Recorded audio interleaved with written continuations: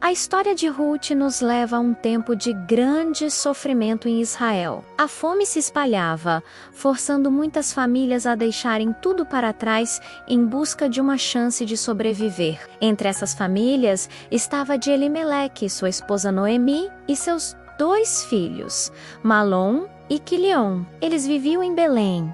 Mas a esperança ali havia secado junto com os campos. Então eles partiram para uma terra estrangeira chamada Moabe. Moabe era um mundo completamente diferente para eles. Novos costumes, novos deuses, uma nova cultura. Mas apesar de tudo, a família tentou recomeçar. Por um tempo, parecia que a vida estava se reerguendo. Os filhos de Noemi, Malom e Quilion, se casaram com 2 mulheres moabitas, Orfa e Ruth.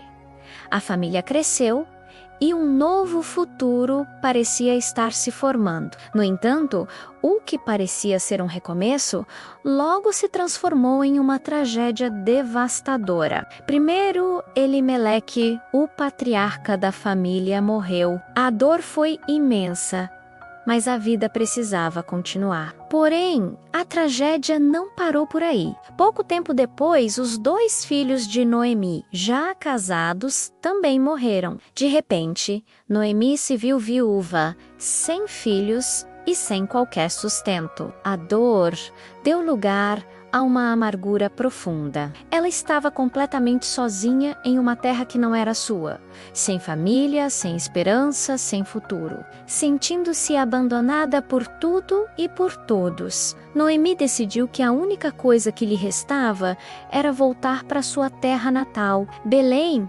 Talvez lá entre seu povo ela pudesse encontrar algum consolo ou ajuda. Antes do partir, ela chamou suas 2 noras, Orfa e Ruth. Com o coração pesado, ela lhes disse que deveriam ficar em Moabe.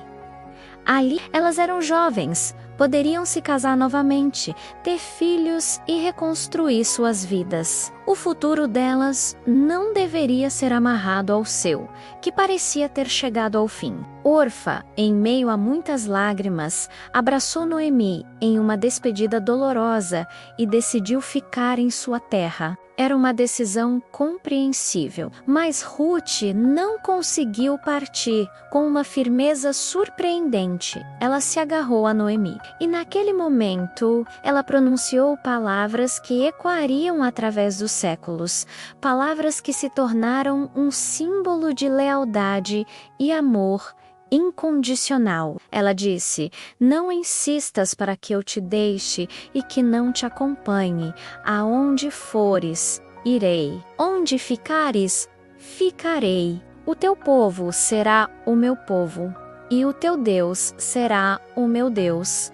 Onde morreres, morrerei, e ali serei sepultada. Que o Senhor me castigue com todo o rigor, se outra coisa que não a morte me separar de ti. Naquele instante, Ruth fez uma escolha que mudaria sua vida para sempre. Ela deixou para trás sua terra, sua família, sua cultura e até mesmo os deuses com os quais cresceu. Ela viu em Noemi mais do que uma sogra amargurada. Ela viu uma mulher quebrada, mas que merece amor. Viu alguém que precisava de proteção e ela decidiu ser essa proteção, mesmo quando nada a obrigava a isso. Juntas, as 2 mulheres, uma marcada pela perda e a outra pela lealdade, partiram rumo a Belém.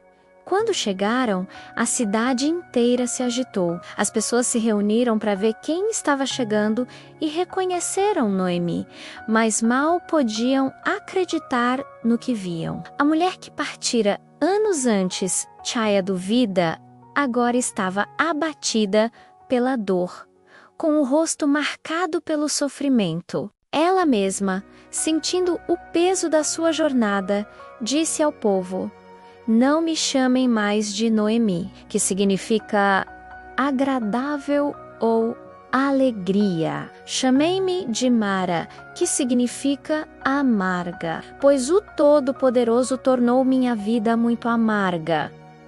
Ruth permaneceu ao seu lado, em silêncio, mas com uma presença firme e decidida. A pobreza delas era extrema. Para conseguirem o que comer, Ruth começou a trabalhar nos campos, recolhendo as espigas que sobravam da colheita. Era um trabalho duro, reservado aos mais pobres e aos estrangeiros. Diariamente, ela ia para os campos.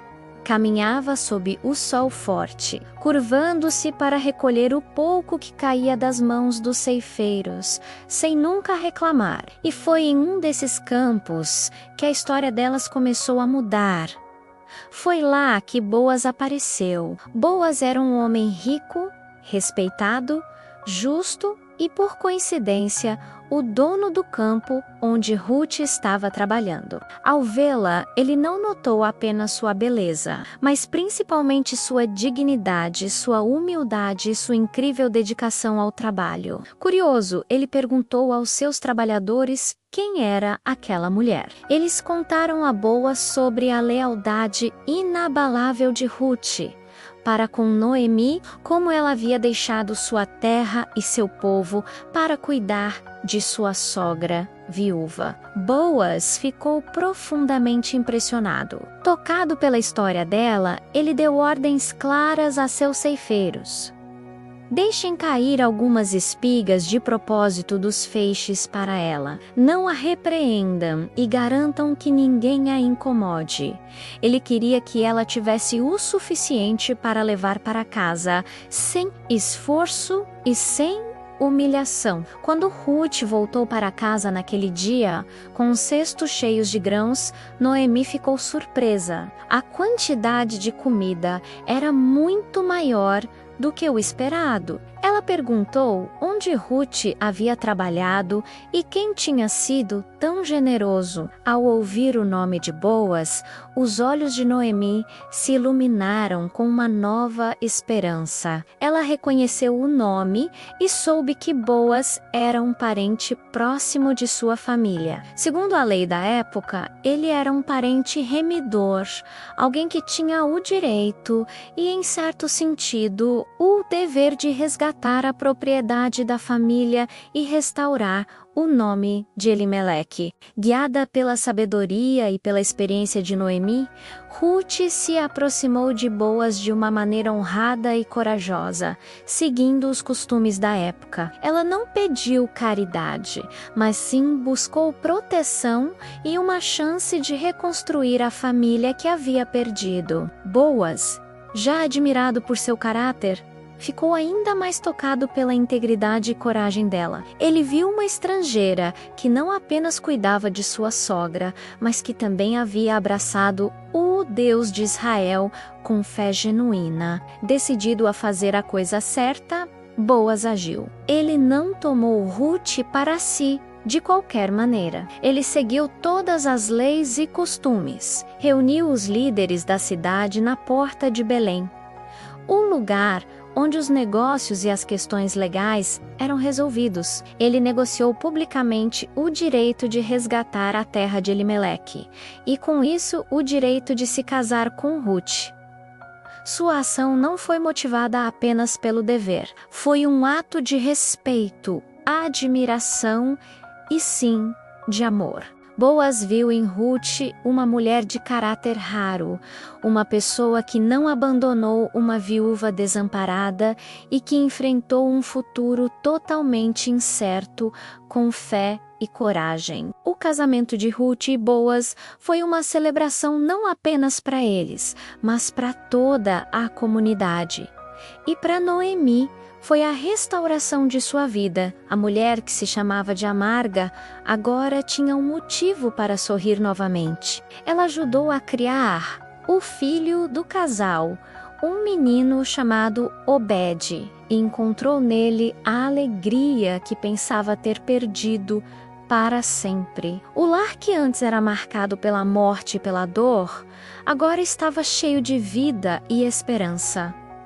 Mas a história não termina aí. Anos mais tarde, aquele bebê, Obed, se tornaria o avô do rei Davi, um dos maiores e mais amados reis da história de Israel. E gerações depois, a linhagem de Ruth e Boaz se conectaria diretamente a Jesus Cristo. Ruth, a estrangeira de Moabe, que chegou a Belém sem nada, como uma pobre colhedora de espigas, se tornou uma figura fundamental na história da fé. Ela não é lembrada por riquezas ou poder, mas por algo muito mais valioso: sua lealdade inabalável, seu amor sacrificial e sua coragem silenciosa, que transformaram a dor em esperança e a perda em um legado eterno. Obrigado por assistir. Se você gostou desta história, não se esqueça de curtir e se inscrever no canal para mais conteúdos como este. Até a próxima!